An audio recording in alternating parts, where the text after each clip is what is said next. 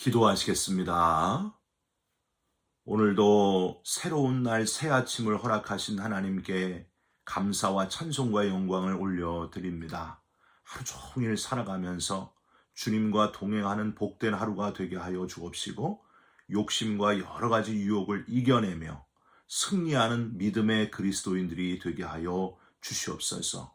오늘도 간절한 기도의 제목마다 응답해 주시고 우리가 알지 못하는 크고 은밀한 주의 손길을 체험하게 하여 주시옵소서.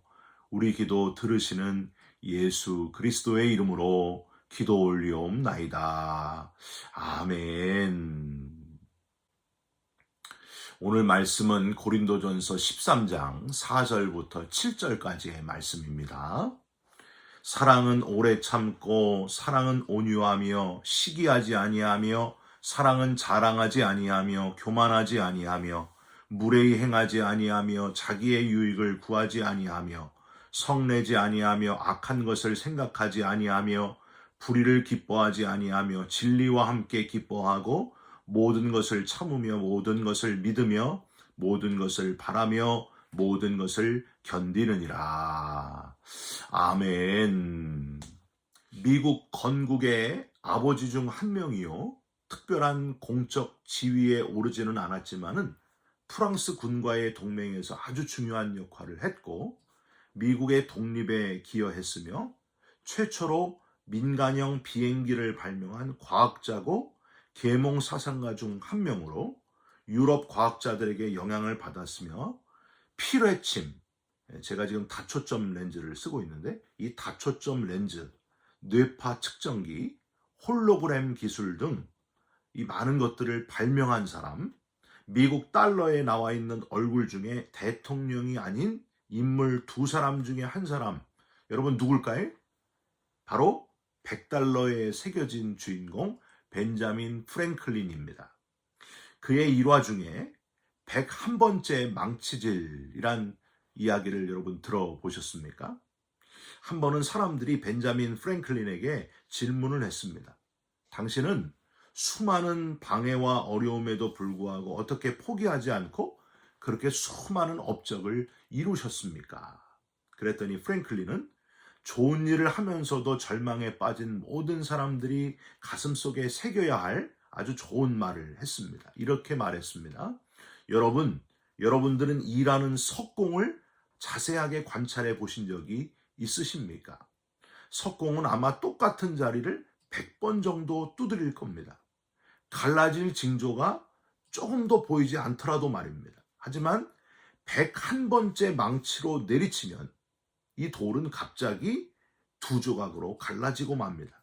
이처럼 돌을 두 조각으로 낼 수 있었던 것은 한 번의 두들김 때문이 아니라 바로 그 마지막 한 번이 있기 전까지 내리쳤던 100번의 망치질이 있었기 때문입니다. 여러분, 이 사람은 또 누군지 아십니까? 단테의 신곡과 함께 불후의 기독교 대서사시로 평가되는 1667년에 발표한 장편 서사시 신락원을 쓴 존 밀턴입니다. 밀턴은 원래부터 저처럼 아주 다정다감하고 따뜻하면서 아주 정직한 그런 사람이었습니다. 밀턴은 왕당파 부자의 가정에서 성장한 메리라는 여성하고 결혼을 했는데 이 메리는 결혼한 지 한 달 만에 친정으로 도망을 가게 됩니다. 밀턴의 아주 철저한 청교도적인 삶이 너무 싫었기 때문입니다. 메리는 나는 풍요롭고 아주 자유분방한 가정에서 성장했어요. 엄격한 청교도적인 삶은 이제 지긋지긋해요. 견딜 수가 없어요. 그러면서 도망가게 됩니다.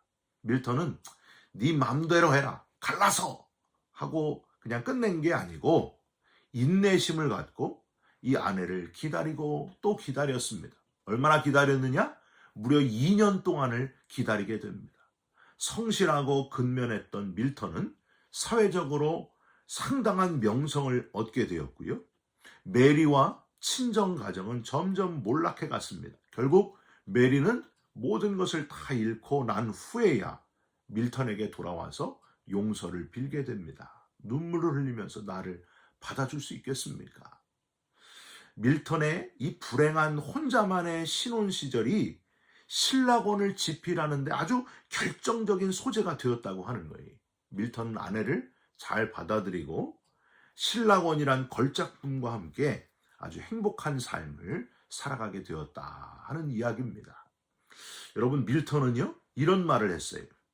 하나님은 그대를 선하게 만드셨으나 참고 견디는 것은 그대의 손에 맡기셨으니. 사랑하는 성도 여러분, 너무 쉽게 포기하지 말고 101번째 망치질을 하는 끈기 있는 사람이 되시기를 부탁드립니다. 싸우고 너무 쉽게 갈라서는 이 시대에 조금만 더 참아주고 기다려주는 따뜻한 사람, 저와 여러분들이 그런 사람 되시기를 주님의 이름으로 부탁드립니다. 지난주까지 우리는요, 더욱 큰 은사, 가장 큰 은사인 사랑의 사람이 되기 위해서 하지 말아야 될 것들 8가지를 함께 생각해 보았습니다. 시기하지 않고, 자랑하지 않고, 교만하지 않으며, 무례히 행하지 아니하고, 자기의 유익을 구하지 않으며, 성내지 않고, 악한 걸 생각하지 않으며, 불의를 기뻐하지 않는다. 여러분, 이 8가지를 잘 숙지하면서 가족들에게, 그리고 나를 아는 모든 사람들에게 사랑을 베푸는 사람으로 그렇게 살아가셨습니까? 꼭 그렇게 살아가시기를 주님의 이름으로 부탁드립니다. 오늘부터는요, 하지 말라가 아니고 할 것들을 여러분께 말씀드리려고 합니다. 사랑하는 사람이라면, 사랑의 은사를 가진 사람이라면 이것들을 꼭 해야 된다. 첫 번째는요, 참는 거예요. 참는 거. 고린도전서 13장 4절을 한번 다시 보세요. 어떻게 시작을 합니까? 사랑은 오래 참고, 이렇게 시작합니다. 사랑은 시기하지 않으며가 먼저 나왔어요? 오래 참고가 먼저 나왔어요? 오래 참고가 먼저 나왔습니다. 오래 참는 것이 되면은 시기함을 이길 수 있다는 거예요. 시기하지 않는다는 거예요. 이 오래 참고는요, 헬라어로 마크로디메오라는 단어를 쓰고 있는데 2가지 뜻을 다 가진 그런 단어예요. 대항하고 싶지만 힘이 붙여가지고 체념하는 참음, 이것도 마크로디메오고요. 상대를 제압할 수 있는 힘이 충분함에도, 강력함에도 불구하고 스스로를 억누르는 참음, 이것도 마크로디메오입니다. 직장에서 갑질하는 상사하고 싸우고 싶은데 힘이 붙여서 참고 견디자, 이런 것도 마크로디메오이고요. 길거리에서 불량배들이 위협해도 태권도로 다져진 내 몸을 함부로 사용하지 않고 비웃어도 잘 견뎌내는, 그때 쓰는 단어가 또한 마크로디메오입니다. 여러분은 아예 참지 않고 무조건 폭발하는 사람입니까? 아니면 힘이 없어서 체념하고 그냥 참는 사람입니까? 충분히 힘이 있는데도 함부로 화내지 않고 잘 견뎌내는 성숙한 참음의 사람입니까? 여러분, 다윗은요, 도망자 생활을 하면서 사울왕을 죽일 기회가 있었어도 내가 어찌 여호와께서 기름 부은 왕을 죽일 수 있습니까? 하면서 2번이나 참아냈습니다. 결국 참아낸 다윗을 하나님이 존귀하게 세워주셨습니다. 마지막 참음의 사람이 되시기를 주님의 이름으로 부탁드립니다. 사랑의 은사를 가진 사람은 오래 참는다 하는 거예요. 2번째로 온유해야 됩니다. 온유하라. 다시 4절 2번째 뭐라고 되어 있어요? 사랑은 온유하며, 헬라어로 크레스 튜오마이라는 단어가 바로 온유예요. 여러분, 이 단어는요, 예수님의 그 산상수훈 가운데, 팔복 가운데 온유한 자는 복이 있나니의 그 온유하고는 다른 단어입니다. 그 팔복의 온유는 프라우테스라는 단어를 써요. 제가 한 1년도 넘게, 한 2년, 거의 2년 가까이 전에 말씀을 드린 적이 있는데, 이 프라우테스는 야생동물이 그 야생성을 더 이상 자기를 위해 쓰지 않고 주인을 위해서 쓰는 게 프라우테스다, 이런 말씀을 전에 말씀드렸습니다. 여러분, 이 프라우테스랑 다르게 오늘 이 크레스트 튜오마이는요, 친절하다라는 뜻이에요. 친절하다. 창세기 20장에 보면은 그랄 왕 아비멜렉이라는 왕이 나와요. 이 아비멜렉이 아브라함의 아내 사라를 데려가서 아내 삼을 뻔한 그런 이야기가 나와 있어요. 하나님이 꿈에서 아비멜렉에게 알려주셔가지고 이 아비멜렉이 죄를 범하지 않고 사라를 돌려보내고 양과 소와 종들을 다 주어가지고 돌려보내지 않습니까? 이렇게 친절했더니 그동안 아비멜렉 집안에 아이를 낳지 못하는 어려움이 대대적으로 많이 있었는데 아비멜렉의 아내와 그 여종까지 치료하셔서 태의 문을 열어주셨다는 이야기가 나와 있습니다. 여러분, 믿음이 없는 사람이 교회에 와가지고요, 가장 감동받고 좋은 영향을 받는 것 앙케이트 조사를 해보니까 1위가 교회에서 성가대의 찬양이었어요. 설교가 아니고 1위가 성가대의 찬양이었고요. 믿음이 없는 사람이 교회에 와서 가장 기분 나쁜 안 좋은 영향 받는 것 1위는 처음 만난 사람의 불친절한 표정이었다고 밝혀졌습니다. 자, 이렇게 자동차를 주차하는데 아무리 덥고 힘들어도 불친절하게 주차 안내하는 그 사람 때문에 교회 전체에 대한 안 좋은 인상을 가지게 된다. 그런다는 거예요. 여러분, 예배실에 들어갈 때도 처음 만나는 사람의 표정과 말 한마디가 아주 큰 영향을 미친다는 사실을 여러분 알고 계십니까? 감옥에 들어간 슈퍼마켓에서 강도짓을 한 그 강도들을 대상으로 또 앙케이트 조사를 해봤더니요, 슈퍼마켓에서 직원이 너무 친절하게 인사를 하니까 강도질을 하려고 들어갔다가 다른 데로 참고 옮기게 되었다. 이런 결과가 있었습니다. 그러니까 친절함은 강도의 마음까지도 움직일 수 있다는 거예요. 여러분, 목사님 중에는요, 정말 아무것도 안 했는데 얼굴에 친절함이 그대로 배어있는 분이 있고요. 또 어떤 분은 진짜 아무것도 안 했는데 조직폭력배, 조폭의 기운이 얼굴에 그냥 느껴지는 분이 있어요. 여러분, 제 얼굴에서는 뭐가 느껴지십니까? 친절함의 기운이 느껴지기를 간절히 소망합니다. 온유함으로, 친절함으로 사랑의 은사를 발휘하는 저와 여러분들이 되시기를 주님의 이름으로 부탁드립니다. 세 번째는 진리와 함께 기뻐함입니다. 6절을 보세요. 불의를 기뻐하지 아니하며 진리와 함께 기뻐하고, 여기서 쉰카이로라는 단어가 뭐뭐와 함께 기뻐하다라는 단어인데요, 쉽게 뭐뭐이기 때문에 기뻐하다라고 이해하시면 됩니다. 진리를 기뻐하는 것과 진리이기 때문에 기뻐하는 건 달라요. 여러분, 이게 말장난이 아니고요. 만약에 여러분의 아들이 돈 10,000불을 여러분에게 가져왔다고 한번 생각해 보십시다. 여러분 아들이 돈 10,000불을 가져다 주는 건 너무 그냥 기뻐하실 건가요? 물어봐야 되잖아요. 적어도 이게 어디서 난 돈이냐, 이렇게 물어봐야 되지 않겠습니까? 아들아, 이거 어디서 난 돈이냐 묻고 그 대답을 듣고 아, 그렇구나 하고, 그리고 기뻐해야 되지 않습니까? 만약에 아들이 다른 사람의 돈을 훔쳐가지고 또 막 강도 일을 해서라도 갖고 온 돈이다, 그러면 여러분 그걸 정직하지 못한 방법으로 부모에게 준 10,000불을 여러분 기뻐해야 됩니까? 화를 내야 되잖아요. 분노해야 되잖아요. 진리이기 때문에 기뻐해야 된다는 건 이게 바로 그 의미입니다. 우리가 진리인 복음을 다른 사람에게 아무리 열심히 전해도 그저 눈에 보이는 좋은 거, 그걸 기뻐하는 사람은 많아요. 다 그것 때문에 기뻐하는 거예요.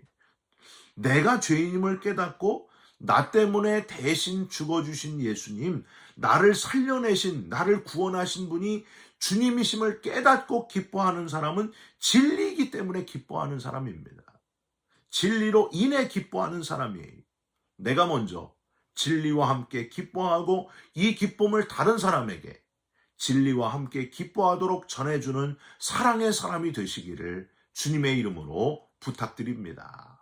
마지막으로, 사랑은 모든 것을 참습니다. 7절을 한번 보세요. 모든 것을 참으며. 여러분, 뭔가 이상하지 않아요? 4절에서 사랑은 오래 참고로 시작을 했잖아요. 그런데 7절에서 또 모든 것을 참으며 라고 참는다는 표현이 또 나왔습니다. 아, 참고 또 참으래나 보다. 그게 아니에요. 여러분, 4절은요 마크로 듀메오라는 단어인데 7절은 스테고라는 단어를 써요. 이거는요, 덮어준다. 그런 의미예요. 이 스테고는 스테게에서 파생됐는데 헬라어로 스테게는 지붕이란 뜻입니다. 지붕. 비나 햇빛을 가리워주는 지붕. 그러니까 사랑은 다른 사람의 허물을 덮어주는 것. 그게 사랑이라는 거예요. 노아가 포도주에 취해가지고 옷을 다 벗고 잠이 들었잖아요. 그랬더니 아들 셈, 함, 야벳 중에서 함이라고 하는 아들이 놀리면서, 예? 이렇게 아버지 지금 옷 벗고 누워있다. 그랬더니 셈과 야벳이 뒷걸음질로 옷을 가져다가 아버지의 치부를 가려주고 그러지 않습니까? 아버지의 그 허물을 덮어주는 모습을 보입니다. 여러분, 함이 저주를 받았고요. 셈과 야벳은 아버지의 허물을 덮어준 두 아들은 노아가 축복해주고 하나님의 축복이 그들에게 임했다 하는 겁니다. 다른 사람의 약점을 덮어주어야 사랑이라는 거예요. 교회에서, 여러분, 우리 교회는 없는데요, 어느 교회 갔더니 자꾸만 다른 사람의 약점을 낱낱이 다 풀어버리는 그런 교회가 있더라고요. 여러분, 그랬어야 되겠습니까? 잠언 17장 9절에 허물을 덮어주는 자는 사랑을 구하는 자요, 그것을 거듭 말하는 자는 친한 벗을 이간하는 자니라 하셨습니다. 잠언 19장 11절에 지혜로운 사람은 쉽게 화를 내지 않고 허물을 덮어주는 것이 그의 영광이니라 하셨습니다. 덮어주는 것이 참는 것이고 그게 곧 사랑이라고 하는 거예요. 예수님이 십자가 지신 거는요, 우리의 모든 죄와 허물을 덮어주기 위함이었습니다. 그래서 우리를 살려내시기 위함이었습니다. 십자가는 주님의 오래 참으심이었습니다. 십자가는 주님의 온유함이셨습니다. 십자가에서 고통을 겪으시면서도 주님은 진리와 함께 기뻐하셨습니다. 내가 다 이루었다 하시면서 온 인류, 저와 여러분의 살 길, 부활의 나라에 들어갈 유일한 생명의 길, 그 길을 열어주신 주님께 감사하면서 오늘도 참고 사랑하면서 친절하게 그렇게 하루를 살아가시기를 주님의 이름으로 축원드립니다. 기도하겠습니다. 사랑은 오래 참음이다 하셨는데 조금도 참지 못하는 우리의 사랑하지 못함을 용서하여 주시옵소서. 사랑은 온유함이라고 하셨는데 친절하지 못하고 내가 화나는 대로 그대로 내가 불편하면 참지 못하고 얼굴에 바로 드러났던 우리를 긍휼히 여겨 주시옵소서. 진리와 함께 기뻐하라고 하셨는데 눈에 보이는 진리에만 기뻐한 우리의 모습을 회개하오니 용서하여 주시옵소서. 덮어주면서 살게 하여 주옵소서. 주님처럼 십자가로 모든 사람의 허물을 덮어주며 사랑하면서 그렇게 살게 하여 주시옵소서. 예수 그리스도의 이름으로 기도 올리옵나이다.